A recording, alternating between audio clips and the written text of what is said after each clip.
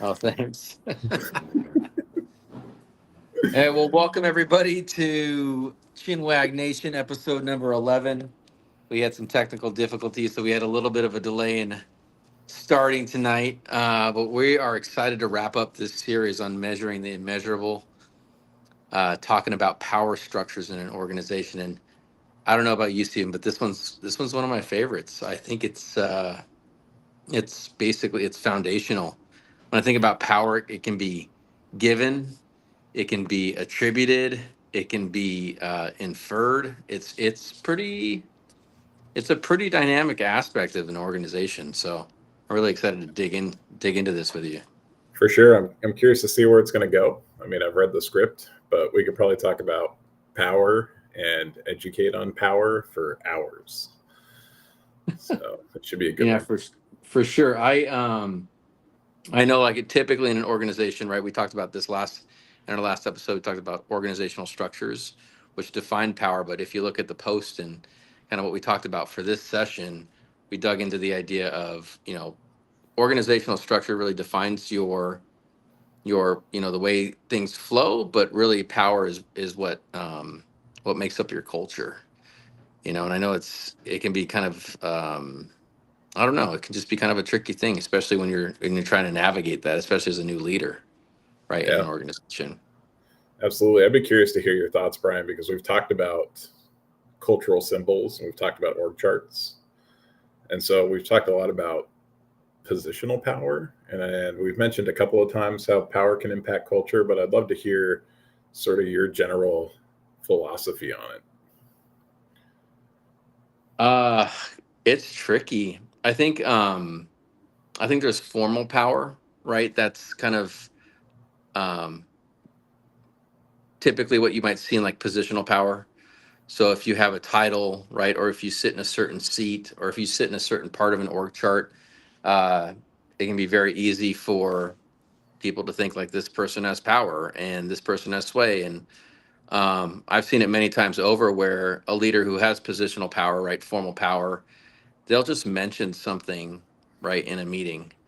Um, and all of a sudden it's actioned, right? There's a work group spun up, it's resourced, and the leader is sitting there thinking, not even knowing, right, that it's happening, but because they're in a position of power, people will move the thing.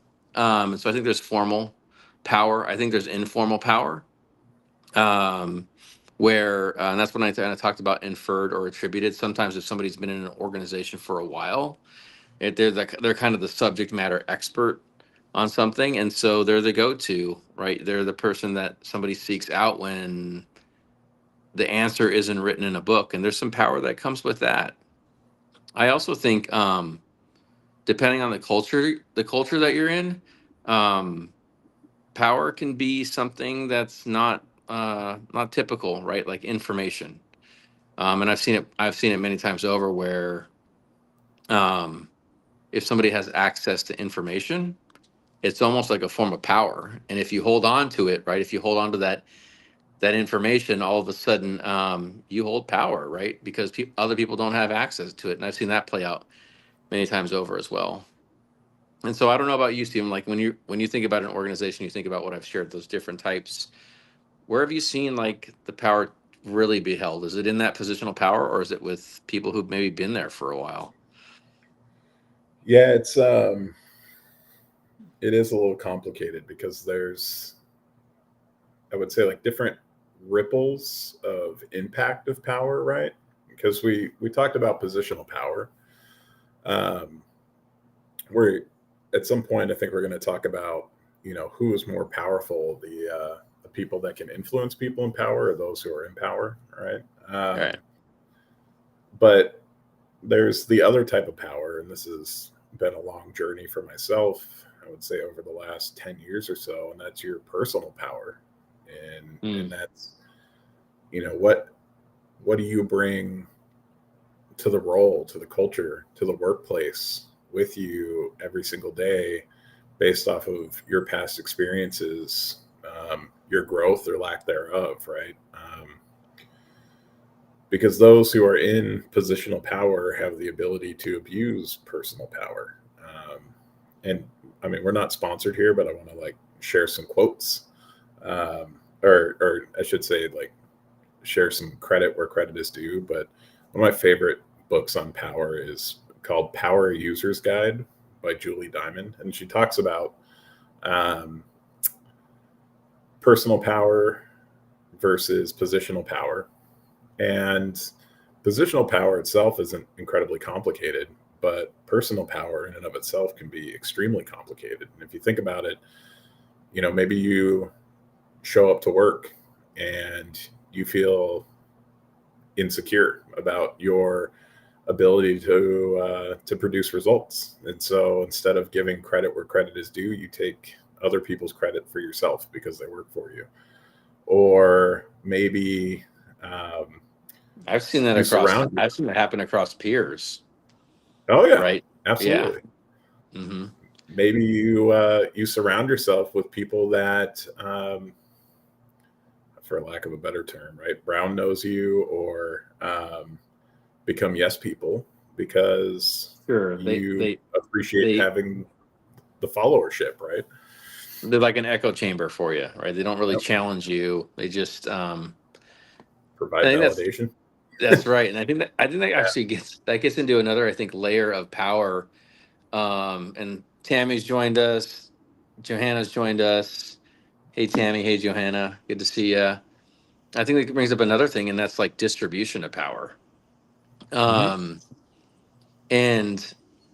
it's interesting. I think if you're in a higher position of power, um, you have the ability to distribute it. And I think what you just described is a pivotal moment, I think, for a leader where they might um, choose to create a space where people can speak up. And if a leader creates a space where people can speak up, that's in essence a distribution of power, right? Yeah. They're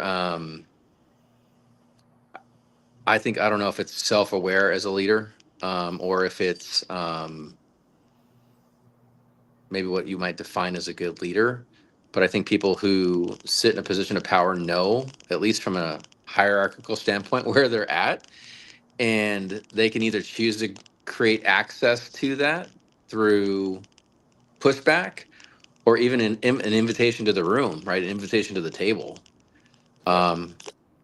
And that in essence is a way to give power. So Absolutely. And I think there's also ways to give and gain power just through being vulnerable as a human being, right?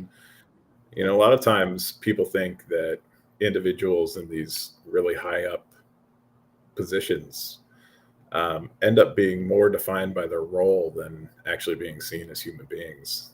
And I think it's important to touch on that because, I mean, in some ways it's to protect yourself. So people don't become vulnerable in those positions.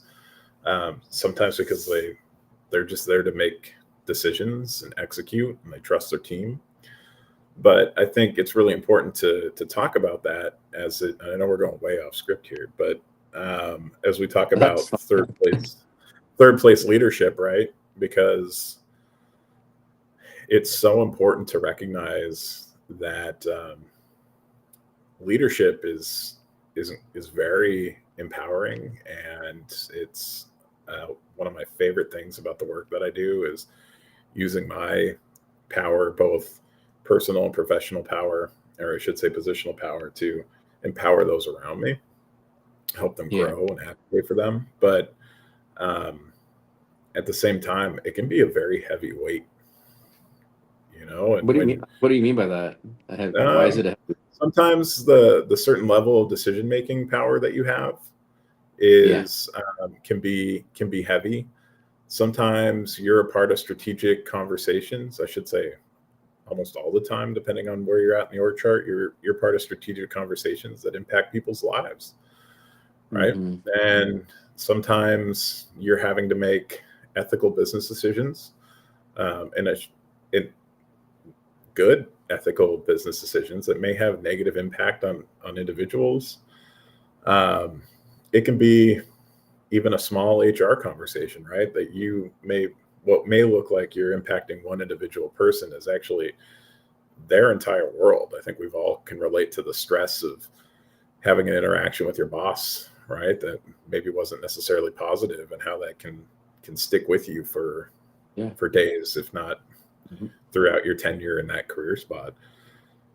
And it can be really heavy, and it can be incredibly lonely. The saying of "it's lonely at the top," right, exists for a reason. And a lot of times you're seen as a figurehead, as a person of authority in a particular role, and not necessarily seen as the person who's behind the role. And and that can be really hard. That can be really hard. It can be really stressful when you take into account just the natural scope of work that you have, and then compound that with the people that you're responsible for. Yeah, I remember thinking to myself many times over, the higher that I go up, right, the more I'm getting paid to make hard decisions. Um, and I think about this idea of like power and consolidation of power, and where is that appropriate and where is it not?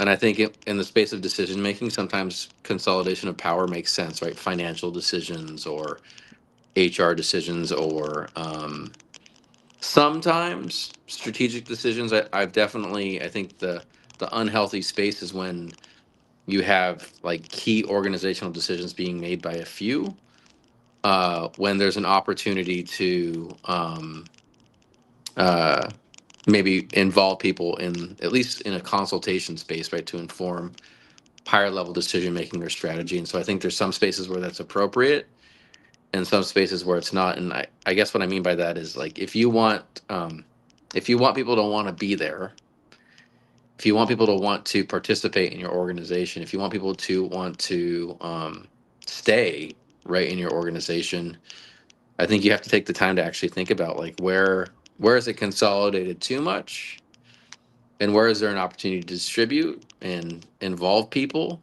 Because I think your culture can become pretty unbalanced pretty quickly if it's too consolidated in one space. And like I mentioned earlier, even consolidation of information in one space, Yep. where it's almost like beyond a stone's throw, right? Beyond, like, almost out of reach, where it creates disconnectedness um, and a breakdown of communication, really breakdown of the culture.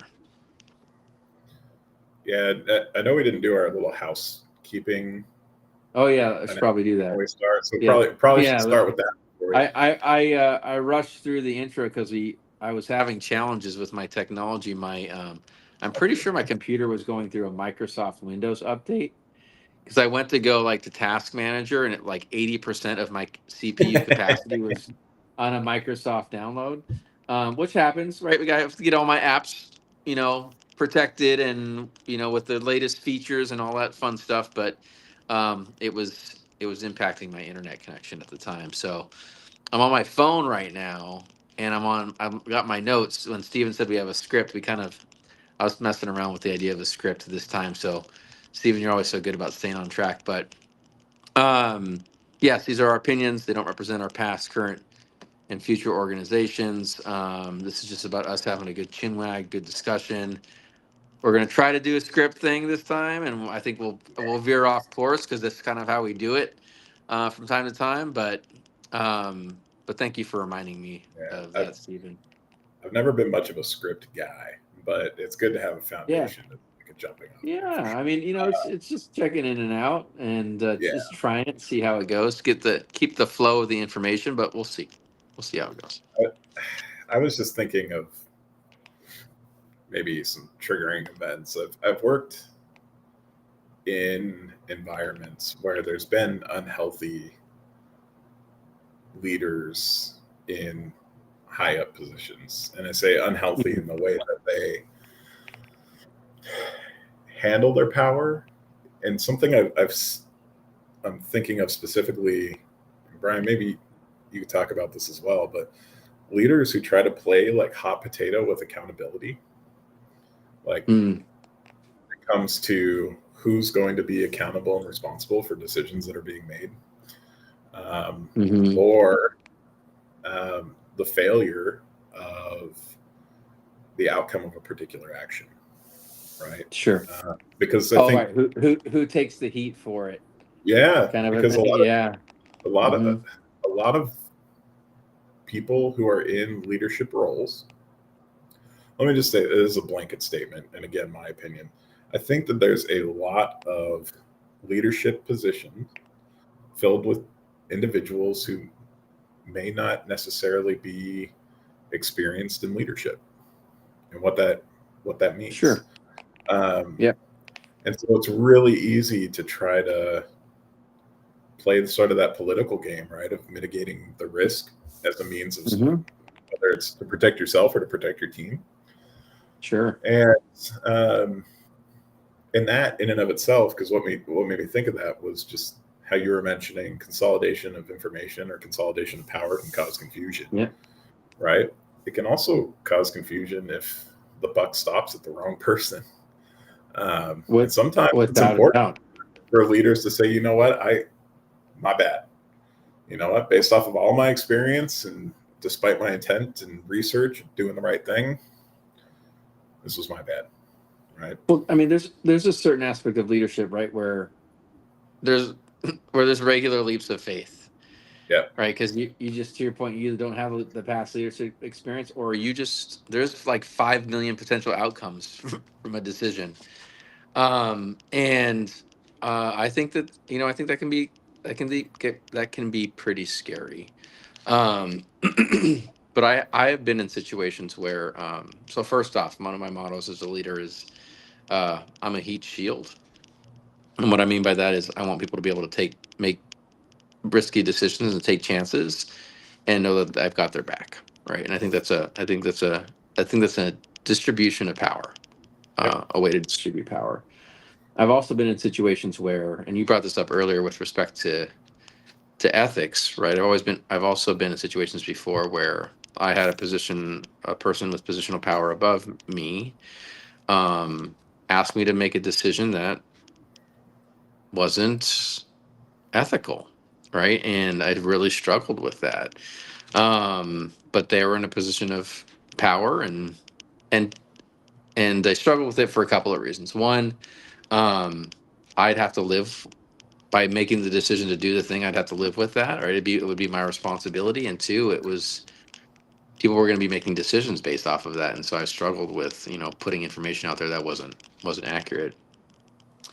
Um, and I've also been in situations where um, I've had leaders who said, once I have employees reach a certain goalpost, right, I just move it, right, but they don't celebrate the win. They just keep moving the goalpost. And I think that sometimes those things can, I guess, for lack of a better word, be abuses of power, right? Where um, it's not so much they're placing the decision on you, right? But they're asking you to make decisions that might impact you, right? And that can be challenging. It can be super scary. yeah. And sometimes you can, because I mean, I've made countless mistakes, Yeah, and I would say both my professional and personal life, right? And yeah, that's me experience too. for you. But I remember like being really well intended as a young leader, and I had individuals that worked for me who had been around much longer than I had, Hmm. and I did what I thought they would want, and I did what I thought would be best, and I would delegate some of those higher level decisions that I should have been making down as with the intent of giving them the autonomy and authority, right, Well, and to do what, development, yeah, and and development, right. development. Yeah. But Hmm.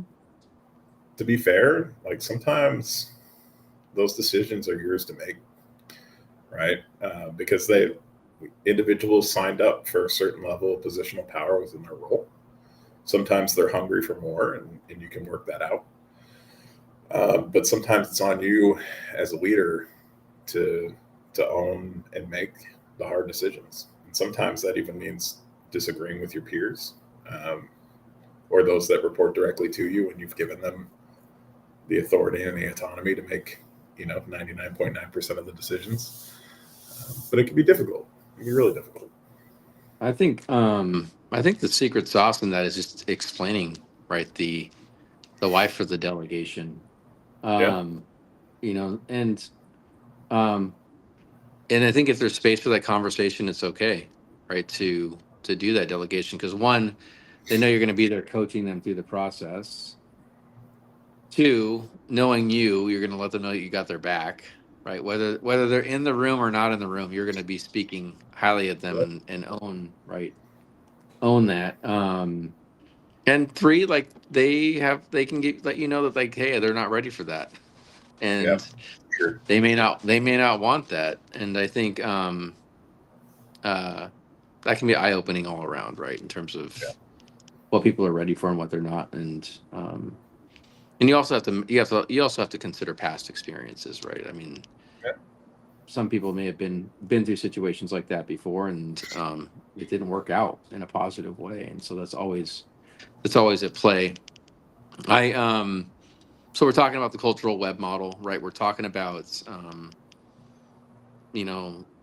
we've done this series and talked about rituals and routines and symbols and stories and organizational structures and power, and how all of these like just play together to make up culture. And I think with power, it's probably one of the most scientific. Um, and we've mentioned this word in concert with it, leadership. I think it's scientific because of the leadership aspect.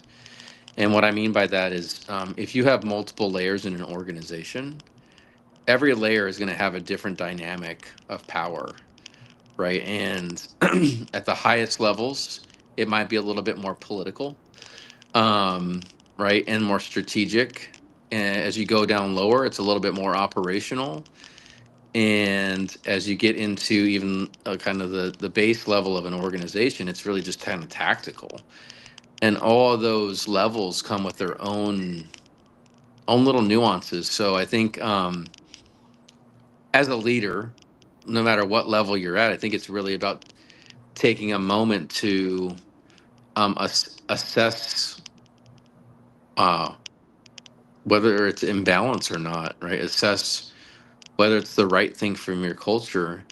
And where it gets really tricky is making sure that whatever it is you choose to do at whatever level you're at are all the levels aligned, Yeah, for sure. right? As it relates to um, decision making, for example. Like I've seen in organizations where one part of the organization is waterfall, right, in terms of how they approach projects, and another part is agile. Mhm. And when you think about power and decision making, they're in conflict, Oh, totally. Yeah. and so is the information between the two. And that can be super tricky, and it can create like a lot of frustration and confusion. When you Yeah. start having these cultures that do decision making and power distribution and resource distribution differently than everywhere else, it can have a significant impact on the culture and how people navigate, especially if they're allowed to do it, For right? sure. They're allowed to behave differently than the rest of the organization. And I think power can be fairly measurable and scientific, the least amount of variability when it comes to positional power. I think what really throws Sure. a wrench into it is the personal power aspect of it. Like what baggage do you bring to the role? What type of coaching or mentorship or experience do you bring in the role based off of your own personal experiences, right? And I can think of numerous times where, frankly, I had more respect for the leadership of a peer or even somebody that reported directly to me than say my own boss, um, because of how they would show up for work, and to do their job, and um, regardless of what position they were in. Um, and so I think it's just super important to just remember that personal power, personal power, personal power thing, because I think it's safe to say that we've all got our own work to do. Um, And it's a very oversimplification, but the healthier your foundation is, um, the better you'll be able to perform, and show up with your unique power, um, Well, as a not person. not to throw a wrench here in this for you, but what if people don't have a choice there? I I know mean, what I think we. I know what you're saying. I know what you're saying is people do have a choice, but from a cultural standpoint, what if the design of the organization does not allow for that? Doesn't allow for what? Personal For how I power, show like, up to. yeah. Are you saying that it's so like if I'm an individual and I have a certain way I want to show up and Hmm. to sit in my personal power, but the space that I'm entering into doesn't allow for that. Are you suggesting to gain the power back, you shift to what the organization is I'm putting saying, out? I'm saying like, I mean, you might end up playing like a puppet if if you come in with a lack of personal power. Hmm. Um, you Oh, also I may see what you're come in saying. and not command your role or feel like you're, because I think everybody comes in with a certain level of imposter syndrome. You're talking about sitting within your authority, like from an org chart standpoint. I'm talking about how I show up and Hmm. how the aspects of my own personal trauma can impact my decision making professionally as a leader within my power structure. Um, Okay. because, and to answer your question, I don't know if I'm the right person to ask about that, Brian, because you've known me for like a decade now.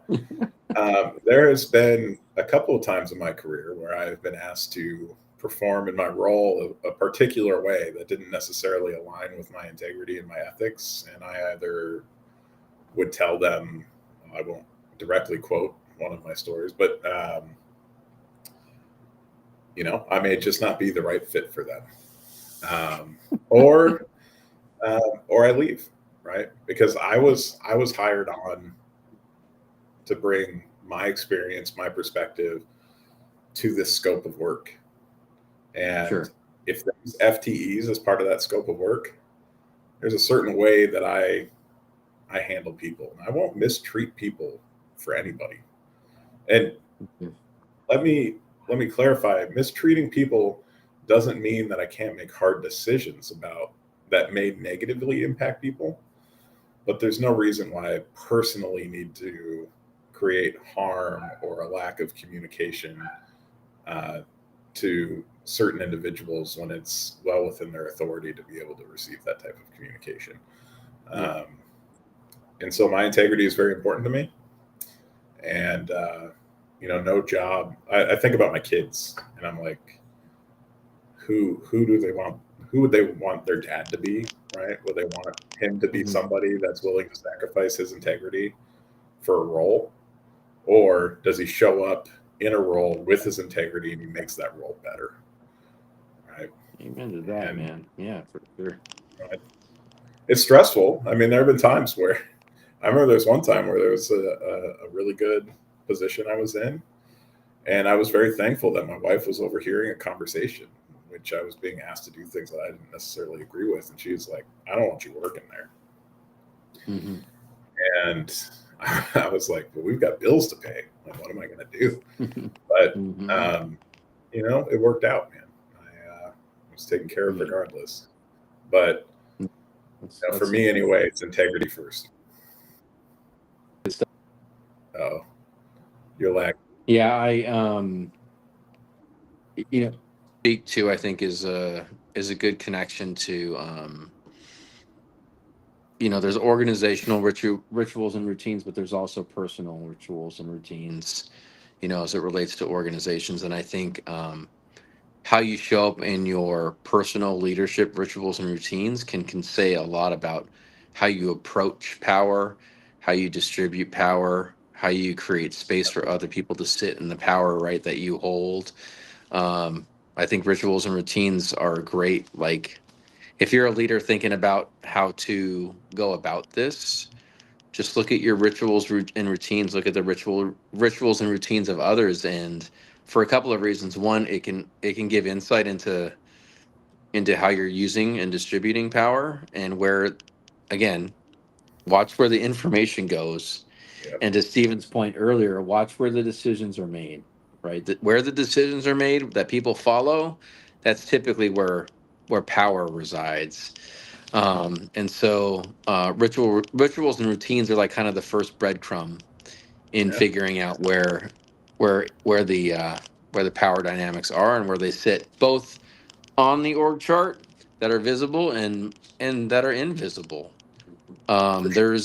There's the lines on the org chart, and then there's like the spaghetti diagram Yeah. within the org chart, right? Whether it's alliances or formal alliances or informal alliances or coalitions, whatever you want to call them. You follow the rituals and routines, and you follow where the decision making goes, and you typically can kind of understand where the power sits. And to your point, Stephen, I think then it becomes a personal power overlay, and you have to kind of ask yourself, can you operate right within that power structure, and if so, how, or not? Yeah. Because power, showing up every day to work and feeling like you don't have any power, feeling like you don't have any influence, feeling like you can't make a difference no matter the role that you sit in, that kind of sucks, It right? does That's suck. like that's not a fun existence. Um, Especially when you may be actively like not part of those rituals and routines and decision making Yeah. pockets. It doesn't feel good, you know, and so it's beholden to, I think, the leadership within an organization basically make a conscious choice. Are they okay with it or not? And then if they're okay with it, then I think that they're kind of um uh then that's, you know, that's that's the organization they're going to run, I guess, right? For sure.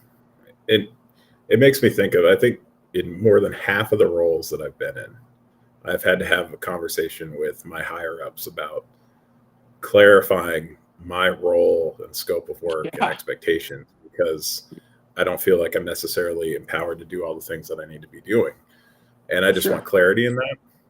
But just to have that conversation comes back to personal power. And just so Yes. our viewers are aware, because I know personal power can be a little complicated. Like a prime example is, like, I was bullied my whole entire childhood, and I let people take away my power. I didn't get any form of value from who I was. I was valued for what I did. And so Mm, if I were to have not worked on that and brought that into a leadership role, it would be really easy to be talked over. It would be really easy to give power to those that made me feel good, or, like, made me feel like I mattered. And then, it would be really easy to put up with inappropriate bullying behavior from people that are in power. It would be really easy to show up and not have a voice, right? Because I didn't for a really yeah. long time. But not only did my role require me to do that, but for me as a person, as a leader, and the human being that's filling that seat, like, it was important for me to do that work.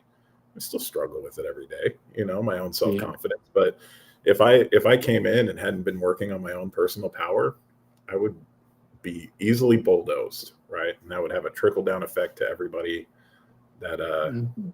directly reported to me.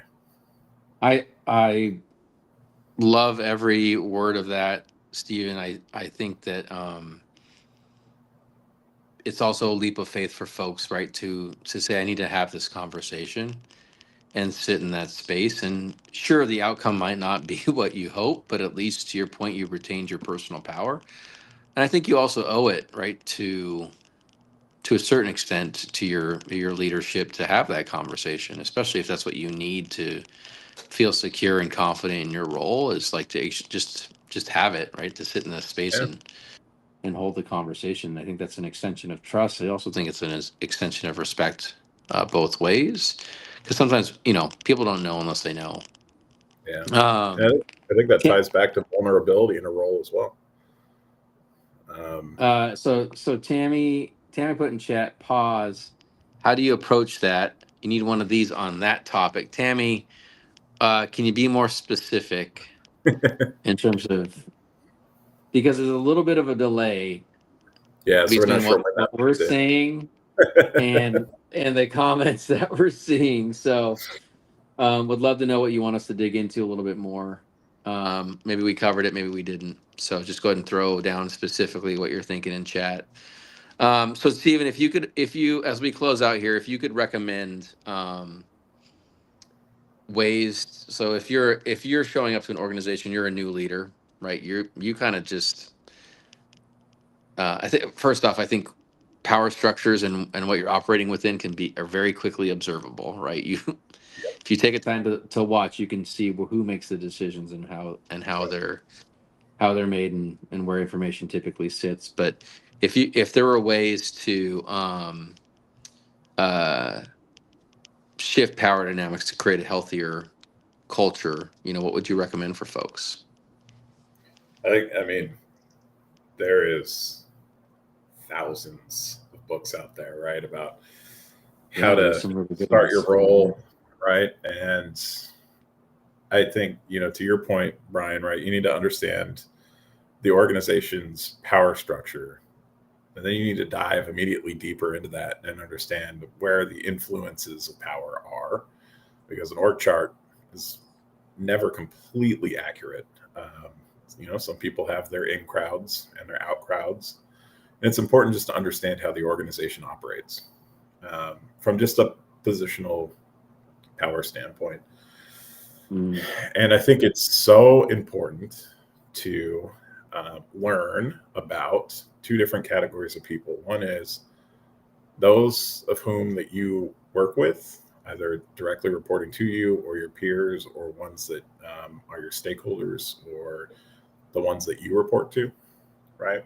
It's mm, important to get to know these individuals um, as people as well as professionals, to understand what makes them tick, what what's important to them, what's of value to them, right? To just better your network and start building trust with those individuals. And then the other person that you really need to get to know is yourself. And I can't say this enough. I'm a huge advocate for mental health services, but I think every leader should have either a community or some type of mental health specialist, or both, in which they can confide in and grow and talk to, whether it's about professional decisions that they have to make or about work that you have to do for mm. yourself to grow. Because it's easy to lose yourself in a role as well. It's easy to lose yourself in the stress and the demand of work. And that will impact how you show up. And it'll ultimately impact, the quality of the job that you're doing. And so learn about the organization, learn about the people, work on yourself, and Yeah, have that I love community that. to be able to do that. I think it's super important. So I'm gonna offer mine. I'm gonna try to keep it short and Yeah. sweet here, and maybe we can leave a little nugget for Tammy's comment in the chat as well before we close out. I'm gonna offer something, and it's probably gonna seem really oversimplistic, but I want to. I remember when I went back to school for my master's degree, and it was a master's of science in leadership.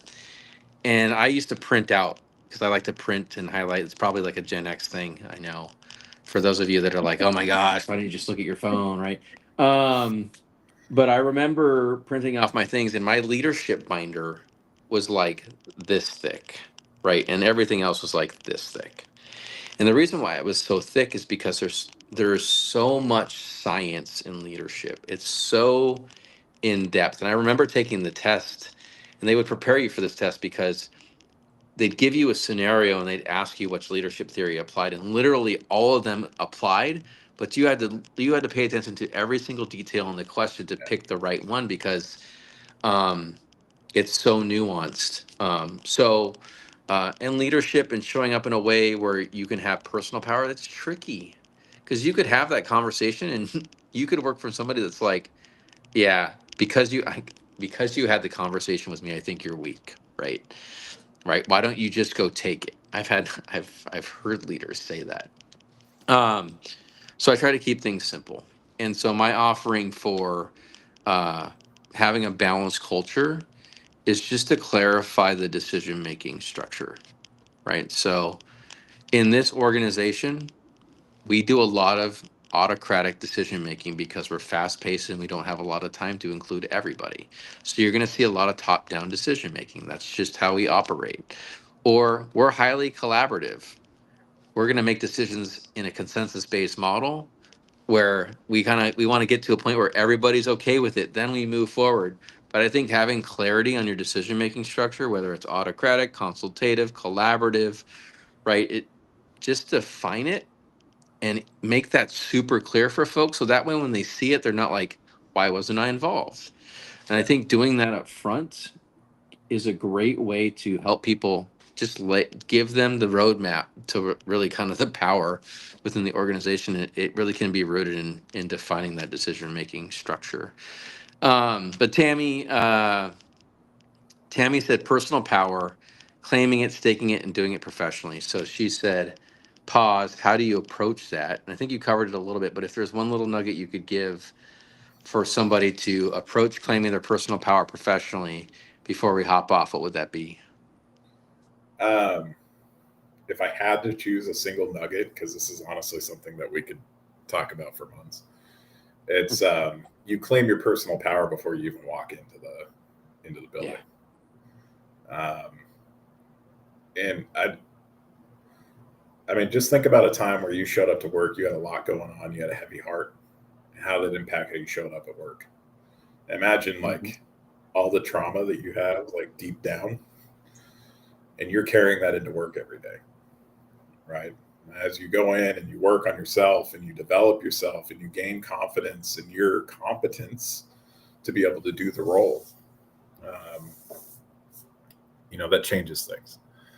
And, I would, go don't, ahead, Steve. I was just going to say, don't put yourself in a position where somebody can take that power away from you. Yeah, I agree with that. That would probably be my recommendation as well. I don't know if it was you who said this to me, Stephen, back in the day, but somebody said to me, you set the expectations for how people are going to behave with you the first day that you walk in the door. I think it was you who actually said Yeah, that to me. that sounds like something I'd say. Um, and that stuck with me, right? Because unfortunately, if you don't come in with that stance of personal power, and you don't set that kind of behavioral expectation with those around you, um, it's going to be really hard to shift away from that. Yeah. And right, and it can be really challenging to move people off their spot once they've kind of gotten used to you and how you show up and how you communicate and how you extend or don't extend your personal power. So I fully align and agree with that. So any other questions? I think it's Tammy and my wife who's been in and out. But any other questions before we hop off and call it a night? I mean, regardless There's a if we little get bit it, of yeah, there is a there's a little little bit of bit a of a delay. delay. Regardless if we get some in chat, just a shout out to those who watch the recordings and Hmm. then Yeah, reach out to us as well. We're yeah, always happy to consult and sort of build out the community as well. 100%. Yep. Thanks, Stephen. Great call out. I know I have had several people say to me that they watch these after the lives as well and just watch the recording, and so would love your feedback as well. Please continue to reach out and have a great evening. Thanks, everybody.